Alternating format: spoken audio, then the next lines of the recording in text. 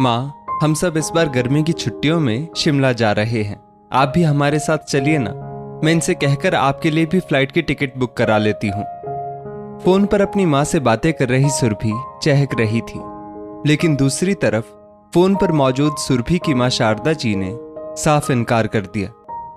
नहीं नहीं बेटा, दामाद के रुपए खर्च करवाना मुझे अच्छा नहीं लगता। तुम बच्चों के साथ घूम कर आओ, मैं समझूंगी कि मैं भी घूम ली। अपनी माँ की बात सुनकर सुरभि थोड़ी देर के लिए चुप हो गई, लेकिन कुछ सोचते हुए उसने अपनी माँ से आखिर पूछ ही लिया, लेकिन माँ, मन तो आपका भी करता ही होगा ना घूमने फिरने का।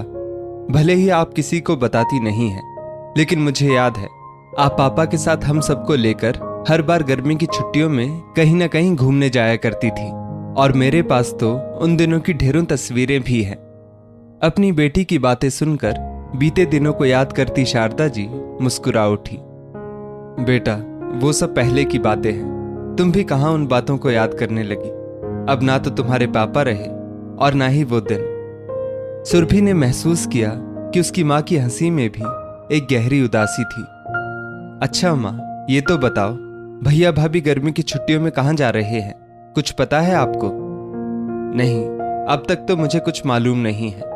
वैसे भी वो दोनों तो अचानक उठते हैं और निकल पड़ते हैं छुट्टियां मनाने। आप उनके साथ ही कहीं घूमने क्यों नहीं चली जाती माँ? आपका कहीं घूमने का मन नहीं करता क्या? मन तो करता है बेटा, लेकिन क्या माँ? बेटा, तुम्हारे भैया भाभी पूछते तो बात कुछ और होती। खुद से इच्छा जताना अच्छा नहीं लगता, लेकिन मैं ये भी जानती हूं कि वो मुझसे मेरी इच्छा कभी नहीं पूछेंगे। लेकिन क्यों माँ? बेटा, इंसान को उसकी जिंदगी के बुरे वक्त में वही मिलता है जो उसने अपने अच्छे वक्त में दूसरों को दिया होता है। माँ, मैं कुछ समझी नहीं, आप कहना क्या चाहती है? बेटा, तुम्हें याद होगा जब हम गर्मी की छुट्टियों में कहीं बाहर घूमने जाते थे, तब तुम्हारी दादी कभी हमारे साथ नहीं जाती थी। हमारी किसी तस्वीर में वो कहीं नहीं होती थी। अपनी माँ की बात सुनकर सुरभि सोच में पड़ गई कि आखिर उसकी माँ उसे क्या बताना चाहती है, लेकिन शारदा जी ने अपनी बात जारी रखी। बेटा, तब तुम्हारी दादी का मन भी तो करता होगा ना हमारे साथ घूमने फिरने का, लेकिन उनके बेटे या बहू ने उनसे कभी इस विषय में नहीं पूछा। इसीलिए आज मेरा बेटा या बहू मुझसे इस विषय में कुछ नहीं पूछते।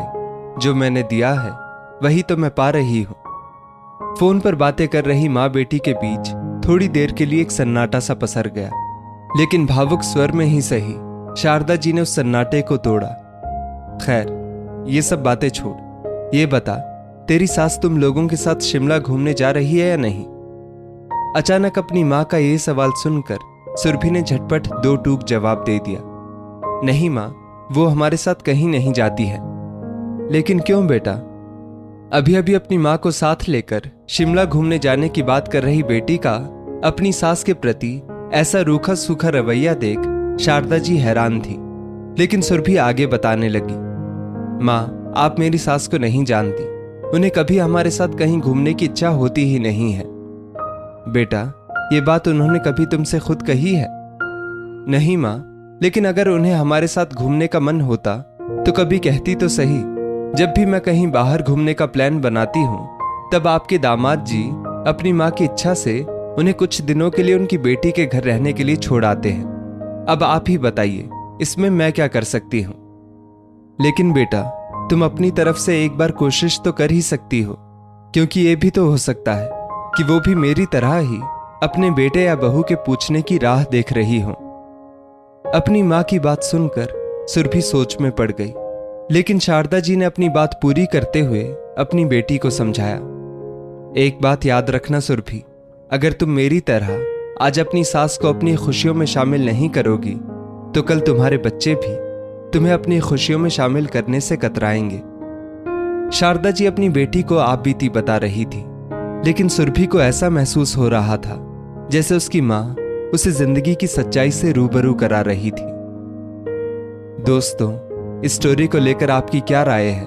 नीचे कमेंट करके जरूर बताइएगा, और ऐसी ही और भी बेहतरीन वीडियोस के लिए हमारा पेज जरूर फॉलो करें। धन्यवाद।